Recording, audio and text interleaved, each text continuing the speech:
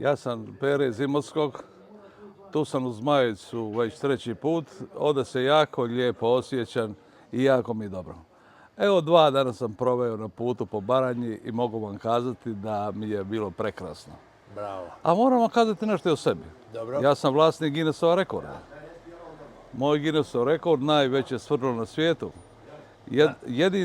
Jedini Guinnessov rekord u Hrvatskoj koji se može vidjeti izložena je ispred vinarije Đuzer u Imotskom, a uskoro ću postaviti još jedan Guinnessov rekord kao kolekcionar koji ima najviše drvenih svrdlova na svijetu.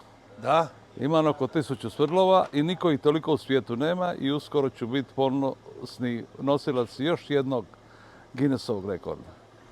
A inače dolazim iz Dalmacije, iz jednog malog mista u zaleđu koji zove Imotski, ne samo malog, nego predivnog i prekrasnog Imotskog sa 2 velika jezera, koji ima toliko zanimljivosti i toliko prekrasnih stvari za vidjeti da je to nevjerojatno.